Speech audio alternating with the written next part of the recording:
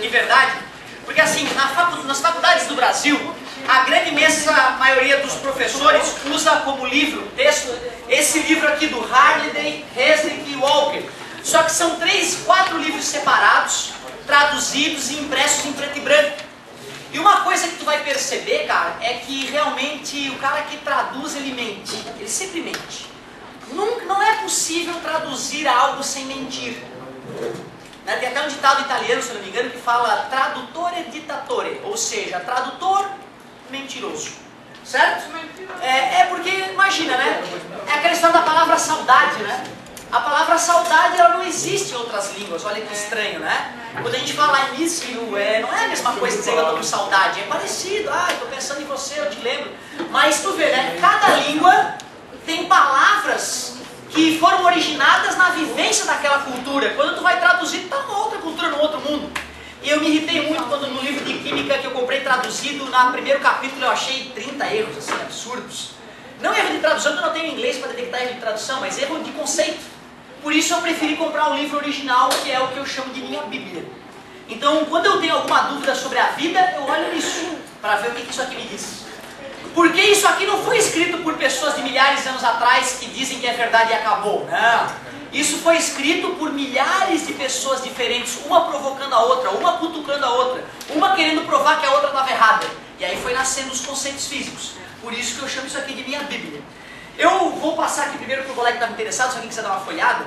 Primeiro que assim, a maneira como ele é estruturado é incrível. Ele começa com o capítulo sempre com uma foto absurda, uma foto assim, meu Deus, por que aquilo está acontecendo? E depois ao longo do capítulo vai te respondendo aquela pergunta que ele mesmo te colocou. Por isso que é muito bonito. Então, existem várias questões maravilhosas. Uma delas, por exemplo, tem uma foto aqui dentro, na parte de raio, que mostra um cara dentro de um raio, um cara dentro de um carro tomando um raio, bem no carro, né? E aí sai bem pelo pneu, como eu te falei. Ó, tem bump jump, tudo aqui, ó. Por que essa pessoa não morre ao pular do bump jump com o elástico amarrado, né? Como é que ela não explode na hora que o elástico começa a esticar ela, né? Como é que a gente tem segurança de que o corpo da pessoa não vai se partir ao meio na hora que o elástico puxar ela pelo pé, né? Como é que a cabeça dela não vai cair? Então, são vários os aspectos. E tu vê, né? Golpes de artes marciais são todos explicados fisicamente. O plié da bailarina no gelo é tudo físico. Né? Não é uma pessoa que é o rei do balé que gerou o melhor plié, não é. O cara pode nem saber balé, mas se ele sabe como é que o corpo tem que ficar na hora, ele pode ensinar a bailarina, querida, ó, melhora o teu braço aí que tu vai rodopiar melhor, certo? Aquela história do professor, do cara que é campeão mundial em caminhar em brasa, lembra? É um professor de física do ensino médio norte-americano, não é um yogi, não é um cara que luta ninjitsu, é um cara que entende de física, certo? Ó, como é que o animal do escalador tá nas paredes ali se ele tá só, né, não tem lugar para ele segurar? Como é que ele ficou parado ali entre as paredes, né? Tem que ter atrito para deixar isso acontecer, né? E assim vai, é um livro muito, muito, muito bonito. E por isso eu trouxe aí pra galera dar uma olhadinha e ver o que vai acabar estudando na faculdade de física. Se tu for ver, é a física que eu te ensino. Só que bem mais aprofundado, tem uma parte de matemática ali que tu não vai entender, porque existe cálculo diferencial integral. Como é que o filho da mãe do morceguinho enxerga se ele é cego, né? Como é que ele desvia dos objetos se ele é cego? O filho da mãe é cego, como é que ele voa, cara? Então tudo isso é explicado bonitinho aqui no livro. Beleza? Então se a galera quiser dar uma olhadinha, certo? Ô pessoal, olha só. Estudo dos gases. Gases tem duas propriedades, a expansão, expansibilidade e compressibilidade. Outra coisa. Quais são as 3 características importantes quais são as 3 variáveis de um gás? Temperatura, volume e pressão. Qual delas é a perigosa? Temperatura. Por quê? Kelvin. Adorei. Nós vimos que já que tem 3 coisas variando no gás, eu fixo uma delas e estudo como é que as outras 2 variam, não é? Aliás, ó, no final da aula tem que passar as dicas da prova. Tem 2 alterações para fazer nas dicas da prova, beleza? Me cobrem isso no final da aula. Mas na hora que eu vou estudar os gases, apesar de eu saber que P, V e T importam, se eu deixar os 3 variarem, vai ser difícil perceber o que está acontecendo, não é isso? Nossa, treinando o futuro do Mal sabem vocês que catador comparado com outras profissões. É isso aí.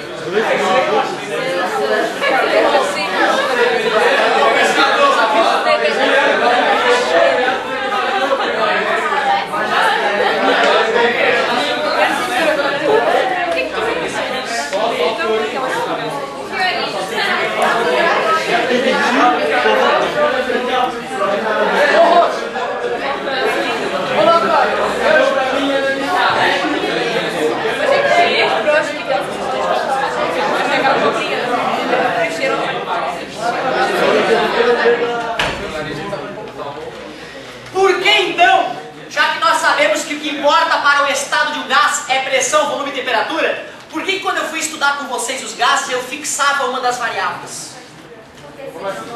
Porque senão, como é que eu vou descobrir qual é a relação entre duas delas, se tem várias variando ao mesmo tempo, né? O primeiro estudo que nós fizemos, quem é que ficou constante? O volume, por isso que ficou Petit Potó, não é isso? Essa aí é a expressão de qual das leis? É a primeira, não é? Que é de quem? Qual é o nome do cara? O Charles, o seu Charles, pô. O Charles é que fez essa lei.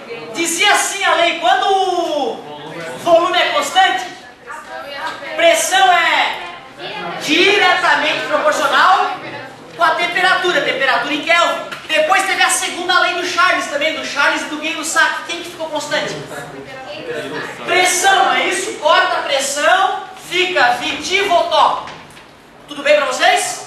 Então enuncia para mim aí de cabeça a segunda lei de Charles. Quando a pressão é constante, o volume é diretamente proporcional.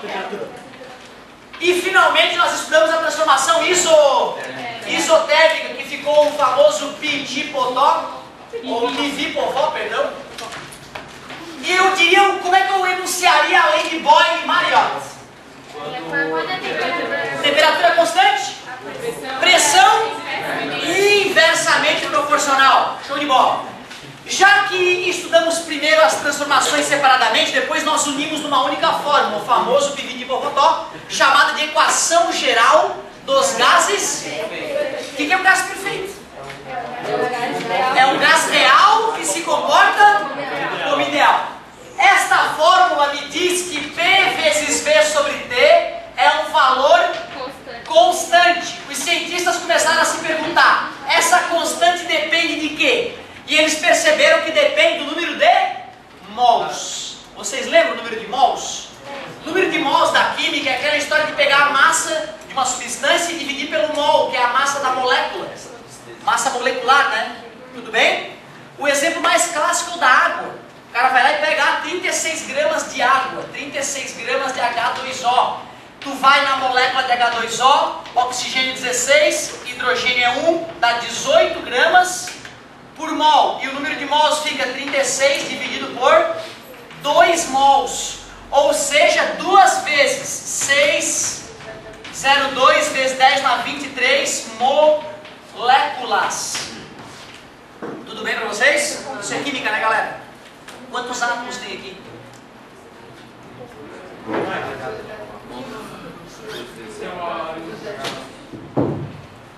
Quantos átomos tem aqui? 12 vezes 10. Deixa eu ver. 2 vezes 6, 12. Tem 12 vezes 10 na 23 moléculas. E em cada molécula tem 3 átomos, não me assustem. Multiplica por 3. Tu viu? Às vezes o cara pergunta uma coisa, parece que é difícil, mas era uma pergunta óbvia. Era só tu falar, só multiplica por 3, cada molécula tem 3 átomos. H2O, 2 átomos de hidrogênio e 1 de oxigênio. Mas isso é a química que vai perguntar. Só estava te provocando. Estava te provocando para ver se a galera estava ligadinha. Bom, o que é M mesmo? O que é o M? Número de mols. Senhor, o número de mols é o número de moléculas? Não, é o número de pacotes de moléculas. E cada pacote tem 6,02 vezes 23 moléculas. Eu estou falando isso porque na aula que vem, quando eu for finalizar o volume 4, eu vou precisar desse fato para te provar uma equação, para te provar uma formulazinha.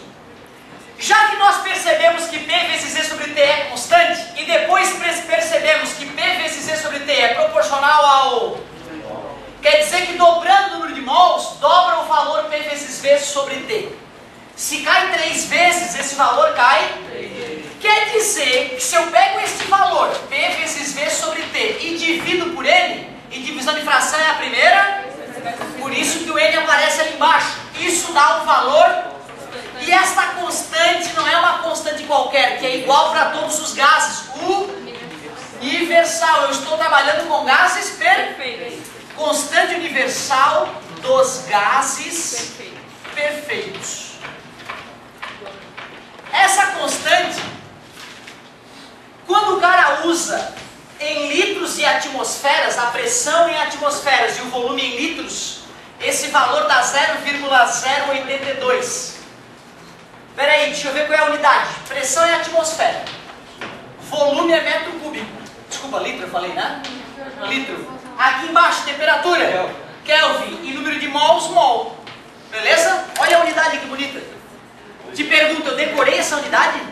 Tu viu? Eu fui na tua frente que eu fiz ela. Eu nunca teria decorado isso, eu sou horrível de decorar. Eu sei pensar. Decorar não é a minha praia. Só que se eu quiser usar no sistema internacional, o R vai ser 8,3. Vamos ver qual vai ser a unidade? Como é que mede pressão no sistema internacional? Pascal, parabéns. Volume? Metro cúbico, parabéns. Temperatura? Tem que ser Kelvin, escala absoluta, né? Mol. Tudo bem para vocês? Sim. Cuidado, como o Pascal é Newton metro, pode cortar esse ao cubo com um metro aqui embaixo, então pode aparecer assim, ó. É a mesma coisa, tá vendo? Só porque Pascal é Newton dividido por... Aí cortou ao cubo ali, ó. Virou ao quadrado, beleza?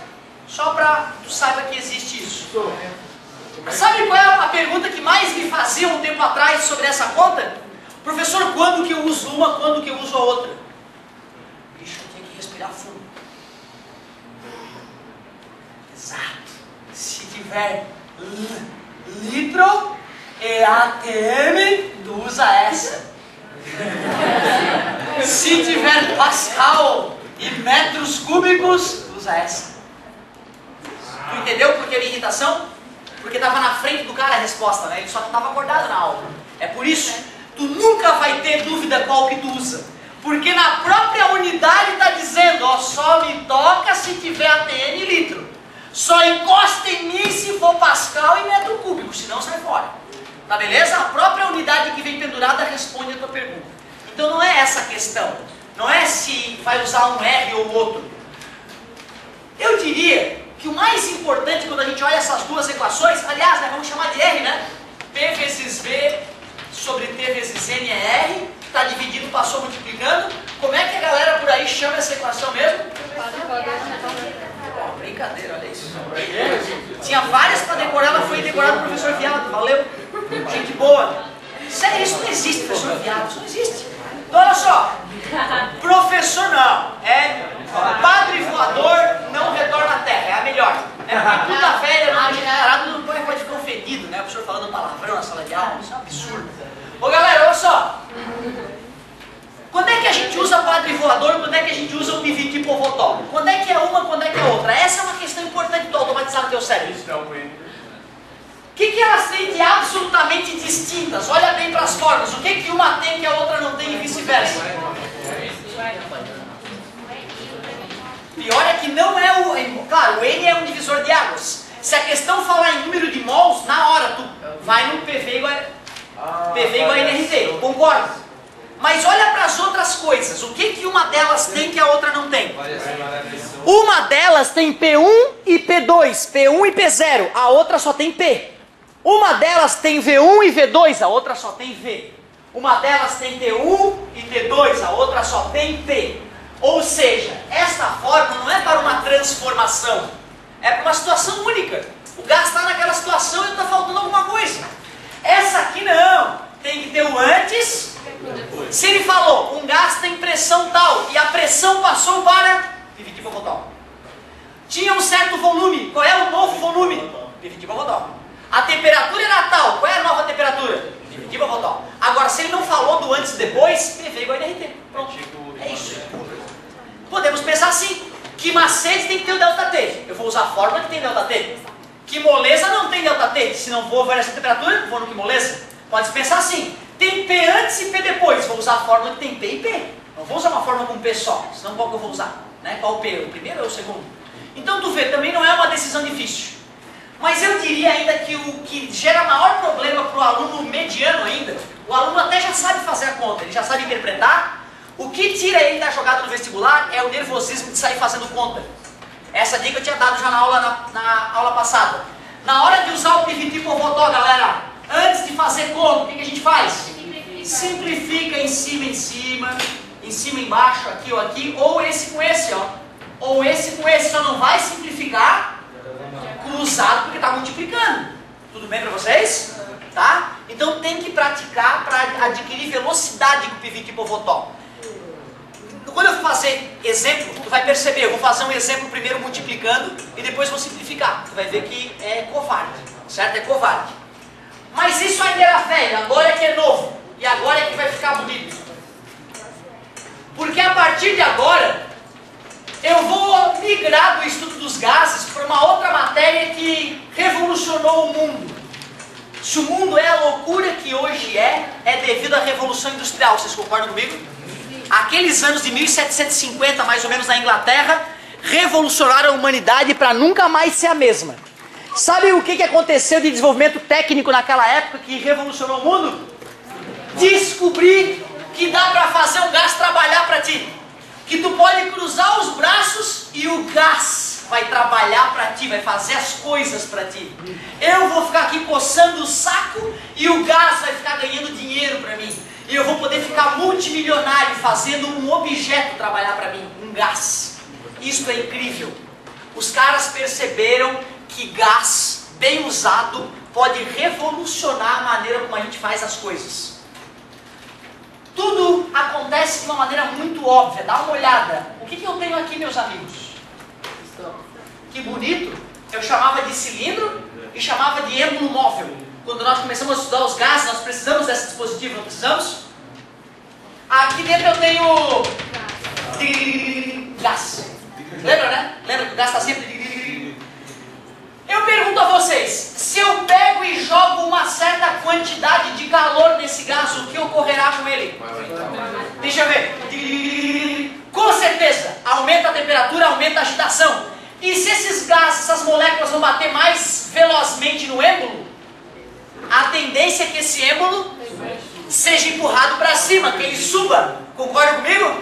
Então vamos supor que esse êmbolo que estava aqui embaixo, ó, ele subiu para essa posição nova. Tudo bem para vocês?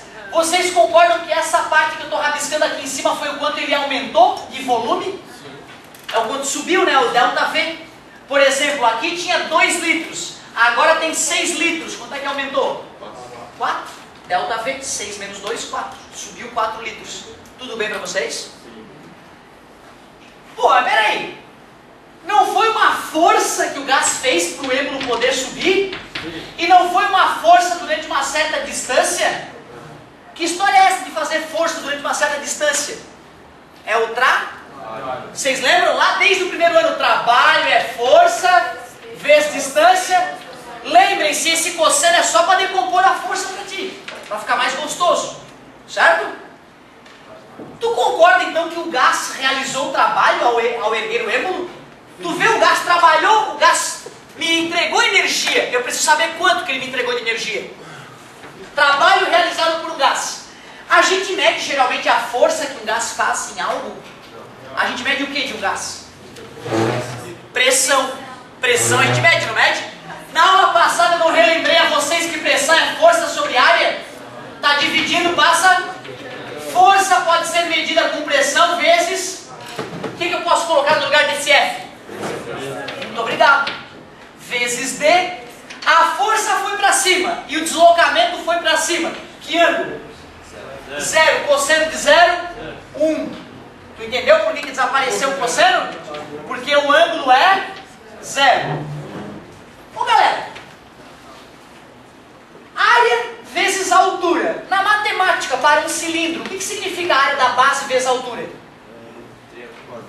A área da base vezes a altura dessa sala significa o que da sala? Volume. A colega tem razão. Ó, isso não é esperado, hein, galera? Como é que é? Como é que é?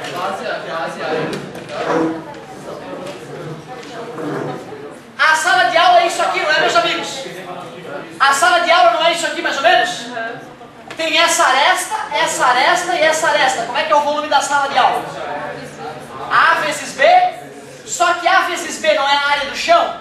Por isso que volume é a área da base vezes o C não é a altura.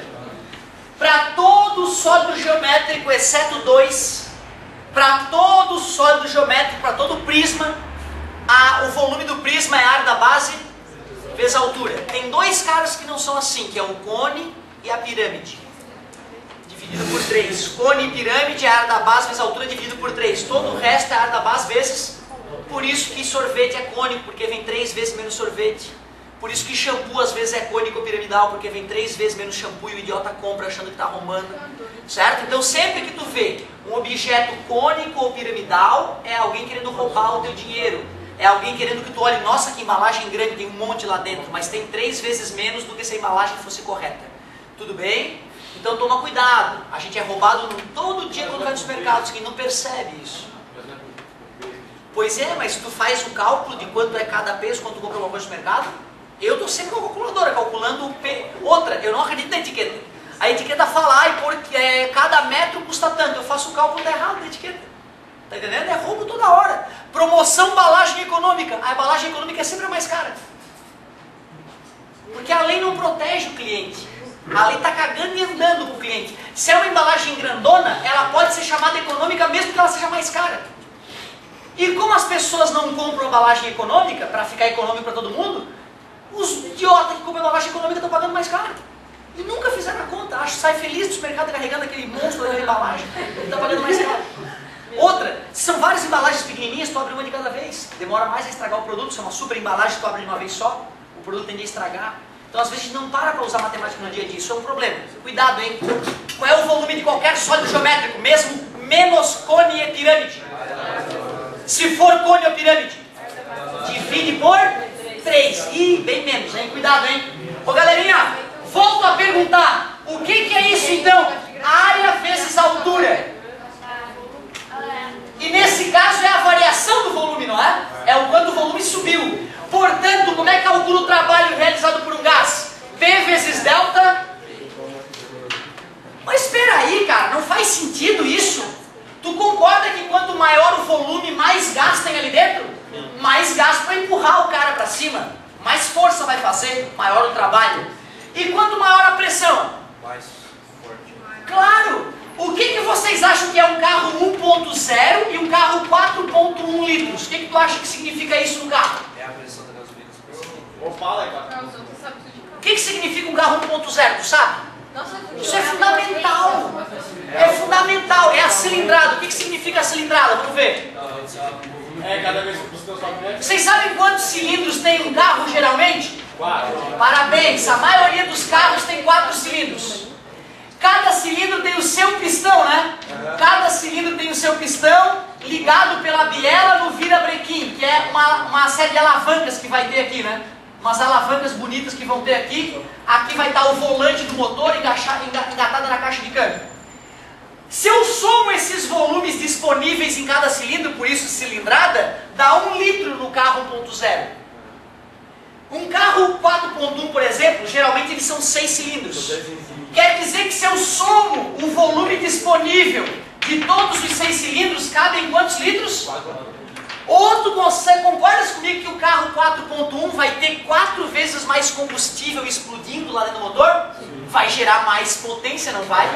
E vai gastar bem mais. Olha como é óbvio isso, carro 1.0, carro 4.0. Porém, vale a pena lembrar que tem tecnologia melhorando. Um carro antigamente V8, né, um carro V8 há 50 anos atrás ou mais, ele tinha 100 cavalos. Hoje o carro 1.0 tem 100 cavalos. Beleza? Então tem que tomar cuidado com isso. Quer dizer que antigamente os motores eram menos econômicos mesmo. Concorda comigo? Agora olha só. Quando eu boto uma turbina num carro, o que acontece com a pressão dentro dos cilindros? Claro, né? Eu vou jogar mais água lá dentro, né? E se a pressão for maior, não vai realizar mais trabalho? Oh, então essa equação só nos mostra 2 coisas óbvias. Os carros com motores maiores realizam mais trabalho. Os carros com maior pressão no motor realizam mais trabalho e tem mais chance de explodir. O que o amigo falou é verdade. O cara tem um golzinho 1000. Porra, meu golzinho 1000 fez 300 mil quilômetros ontem, cara. Nunca abriu o motor. Aí chega o cara que tá com um carro 1000, ganhou do papai, botou uma turbina. O motor tá com 10 mil quilômetros, botou uma turbina. Aí chega com 50 mil quilômetros, o motor do carro do cara arrebenta. Pô, papai, meu carro arrebentou o motor. Pois é, né? O engenheiro estudou a vida inteira para botar uma pressão bacana lá para rodar 300 mil quilômetros. Tu foi lá e dobrou a pressão que o engenheiro calculou. Vai quebrar mais rápido o motor? Faz sentido? Claro. Então, né, são coisas que a física nos ajuda a entender também. Pessoal, só tem um problema. Essa fórmula, ela tem uma limitação terrível. Ela só vai ser válida quando a pressão for constante.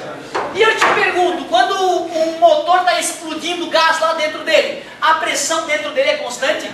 Não. Ou seja, essa fórmula é quase inútil. Ela só serve só para a pressão. E eu te pergunto, o que será que eu vou fazer quando a pressão não for constante? Eu vou fazer um gráfico da pressão versus volume e adivinhe. Linear. Pode ser. Estou fazendo um genérico. Geralmente eu faço assim, ó. Geralmente eu faço um genérico. Só que o aluno se apavora, ele olha para aquilo, meu Deus, como é que eu vou calcular a área daquilo ali? Não, tu não vai calcular a área daquilo ali. Mas eu quero dizer o seguinte, ó. Quando eu olho para a fórmula, P vezes ΔV, não é na verdade multiplicar esse tamanho por esse? Sim. E uma maneira de fazer isso, já que P e V estão variando, é calculando a área. Então, se a pressão for variável, para a pressão variável, o que eu vou fazer? Calcular a área. Agora, olha que interessante. Pressão. Essa pressão que eu boto ali, tu acha que ela é uma pressão absoluta ou relativa? Ela é absoluta. Porque para poder medir pressão relativa, lembra um dia eu acho que eu separei essa sala em duas, não separei? Se separasse a sala em duas, tudo hermeticamente fechado, eu digo que a pressão aqui é zero. 0 otávios, uma nova unidade de pressão. 0 otávios. E eu pego a pressão dessa sala e retiro um pouco de ar daqui de dentro com uma bomba. O que vai acontecer com a pressão aqui? Vai ficar menos que zero, não é isso? Sim. Então, se essa é 0 otávios, essa pressão poderia ser menos 10 otávios. Tudo bem para vocês? Mas eu só obtive uma pressão negativa desse lado da sala porque eu criei uma escala arbitrária que o zero não era zero de verdade. Concordam comigo? Porque vocês lembram, a pressão que o gás exerce no recipiente vem do choque das moléculas. Como é que a pressão vai ser negativa? A molécula bate no recipiente, se agarra e puxa? Molécula não tem mãozinha. Não dá para a molécula bater na parede do recipiente, grudar e puxar. Ô professor, como é que o cara está com a moto lá atrás do caminhão? Por que ele diz que ele é puxado? Meu amigo meio suicida, ele anda atrás do caminhão lá, milhões com a moto. Fala para ele que ele vai morrer cedo. Professor, ele falou que o vácuo puxou ele. É porque ele não entende física. Na verdade, quando o caminhão passa pela frente dele, retira um pouco do ar aqui, não retira? E como tem mais ar nas costas dele, esse ar das costas dele é que empurram ele para frente. Ou seja, não é o vácuo puxando o cara, é o ar nas costas dele empurrando ele para frente. Tudo bem para vocês? Então, cuidado. Pressão absoluta negativa, é possível?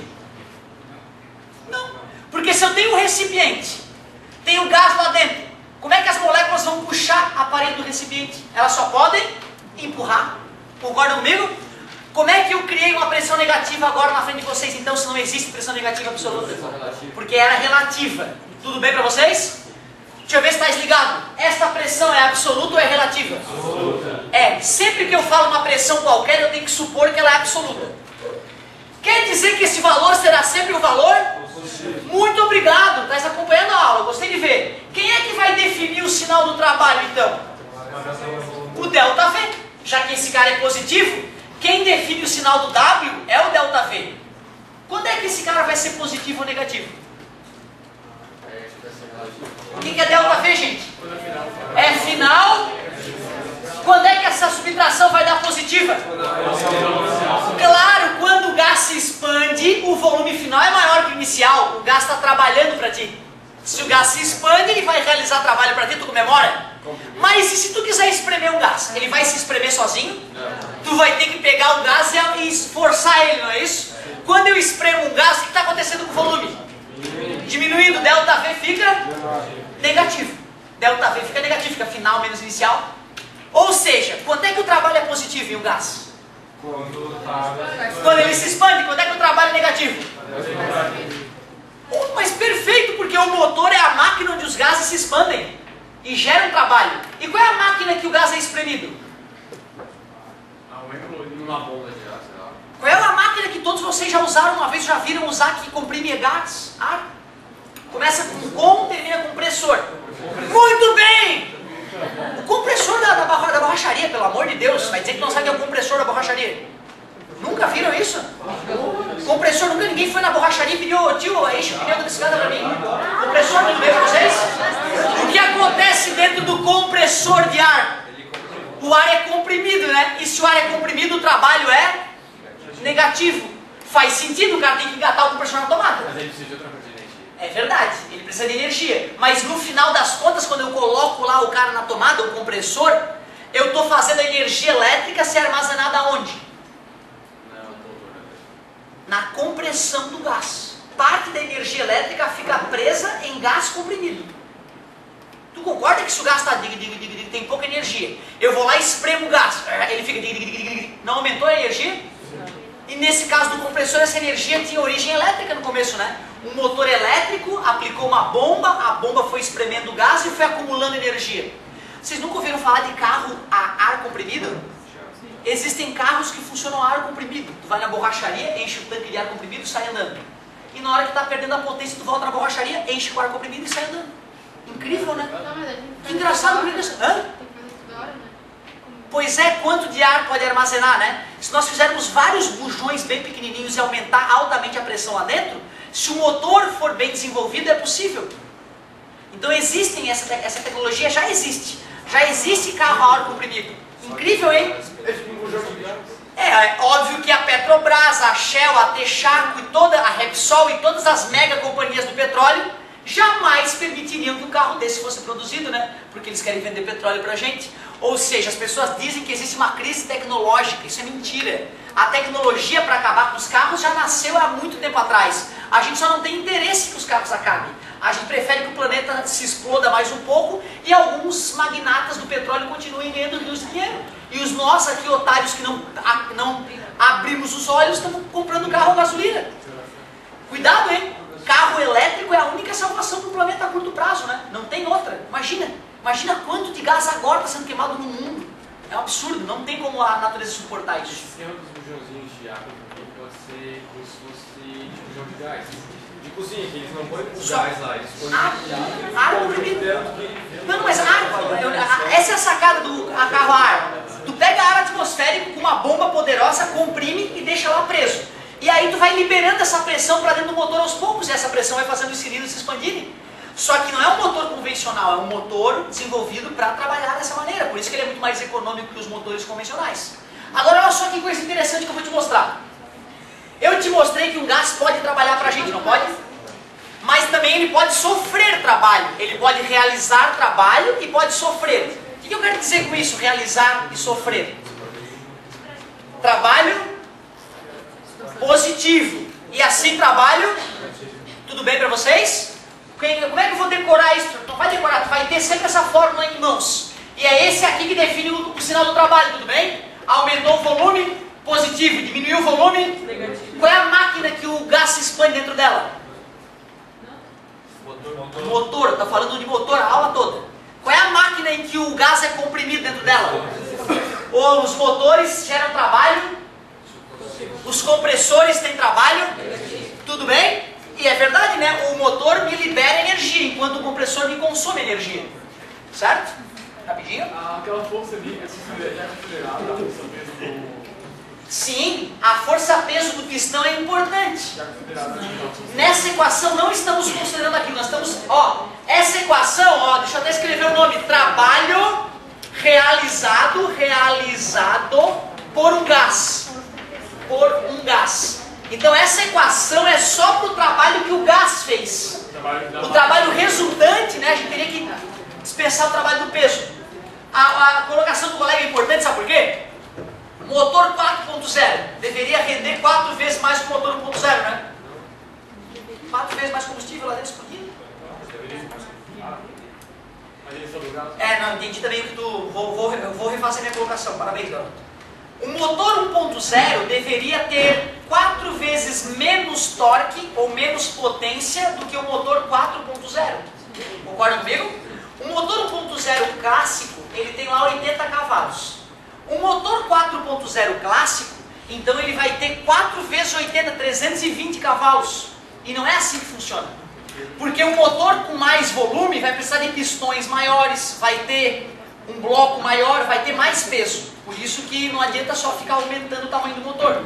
O motor de navio, né, um motor diesel de navio, sei lá, né, 12 cilindros, é enorme. Eu não vou fazer um para um navio gigante, eu não vou fazer um maior ainda, eu boto 4 menores. Até porque o motor único gigantesco quebrou uma mola no motor, o motor para.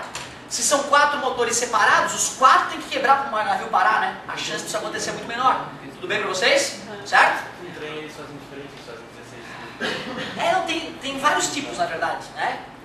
Tem motores de até mais de 16 cilindros, motores diesel, né? Nessa hora eu gosto de lembrar que esses maiores navios do mundo, diesel, eles consomem 15 toneladas hora de diesel. A cada hora, o navio consome 15 mil litros de diesel.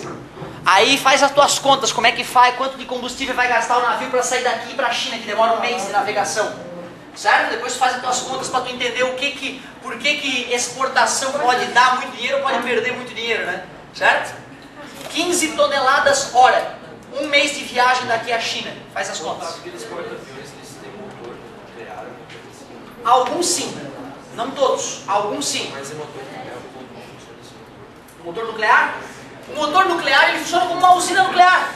Eu pego material plutônio radioativo, por exemplo, decomponho esse plutônio, faço a fissão.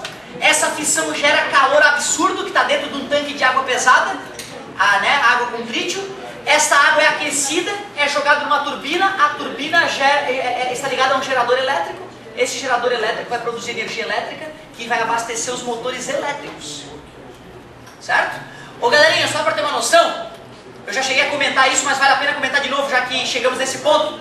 E comparando um navio convencional com um navio nuclear, o navio nuclear pode chegar a abastecer a cada 4 anos. A cada 4 anos tu vai trocar o material radioativo dentro do navio. Enquanto que o navio a diesel, a cada hora, 15 mil litros ele consome de diesel. É desumana a comparação, né? Por isso que hoje em dia a energia nuclear é considerada uma energia limpa, uma energia boa de ser produzida, muito melhor inclusive que a hidrelétrica, que é que o Brasil está entrando de cabeça hoje em dia. Hoje em dia considero que hidrelétricas são mais nocivas ao meio ambiente do que usinas nucleares. Que loucura, hein? Como a gente tem que estudar para poder entender as coisas melhor, né? Como? Na prova de geografia cai sobre isso. É importante ficar ligado nisso. Ô pessoal, só para finalizar aqui. Tem 2 maneiras para calcular o trabalho realizado por um gás. Quais são? Pela área. Pela área, quando for variável, ou pela fórmula, quando a pressão for... Agora... valeu, garoto. Agora, olha só. Energia se conserva ou não se conserva? Se eu joguei energia no gás na forma de calor, uma parte dessa energia fez o gás se expandir, realizando... Trabalho. Quer dizer que se eu jogo 1000 calorias pro gás, ele realiza 1000 calorias de trabalho? Não. Deve ter uma perda, não deve? Tem que ter uma perda, né? Isso, pensa comigo. O gás, para poder se expandir, ele não teve que aquecer? E se ele aqueceu, ele já não roubou um pouco de energia para ele no quimacete? Então, na verdade, uma parte da energia, e é uma parte grande, fica presa dentro do gás. Isso é chamado de variação da energia interna do gás. Que tristeza. Agora, pasmem. No carro, eu boto 100 pila de combustível, né? 30 pila realiza trabalho. Os outros 70 eu jogo no ralo. Meu Deus, toda a vida que eu vou abastecer meu carro me dá uma dor no pâncreas. Porque eu sei que aquela bosta daquele carro, e olha que meu carro é diesel, é mais econômico que os carros normais. Eu boto 100 pila de diesel, eu sei que eu só vou usar 40, que 60 vai pelo ralo. Isso me dá uma dor. Motores elétricos, a cada 100 reais investido neles, eles se devolvem 90. Por isso que os carros no futuro serão todos elétricos. Só os magnatos, só as pessoas riquíssimas terão carro de combustão interna para poder curtir. Certo? Carro nuclear, cara, eu diria que o seguinte, ó, é muito mais prático fazer uma usina nuclear, gerar energia elétrica e carregar o carro com eletricidade, do que fazer a coisa miniaturizada dentro do carro. Eu ia ter que ter uma mini usina nuclear dentro do carro. Exatamente, seria muito arriscado, né? Uma batida, imagina, vazamento nuclear. Pessoal, olha só! Dica para a prova. Eu tirei a questão de prisma e coloquei uma questão de lente. Por quê? Porque a UFSC cobrou prisma uma vez na história dela. E isso faz mais de uma década atrás. E então não tem aparecido e não dá sinais de que vai reaparecer. Lente tem caído 2 anos sim, um não. Cai um ano, não cai no outro. Cai em 3 anos seguidos, não cai no ano. Como é muito mais provável cair lentes no teu vestibular, eu tirei a questão de prisma, acrescentei lente. Uma é gráfica, de desenho, chega paralelo. Atinge o centro óptico. Passa reto, não é isso? Segue o mesmo ângulo. E a outra é usar as equações que já usava. I sobre O igual a menos P' sobre P. 1 sobre F igual a 1 sobre P. Tá? Então a única alteração importante que eu fiz foi isso. Não se esqueçam, tem uma questão de estudo dos gases, que se tu for usar o teu coração, tu vai errar. A questão da bola de futebol, tu não usa o coração, tu usa a física. E se tu lembrar da experiência de Torricelli, talvez te ajude a raciocinar. Beleza? Olha para o PVT Povotó, pensa sobre o PVT Povotó, não vai usar o coração que vai dar errado. Tá beleza? Ela não dá para usar a intuição naquela questão da bola. Muito obrigado pela atenção e bom final de semana, não usem preservativos, não usem drogas.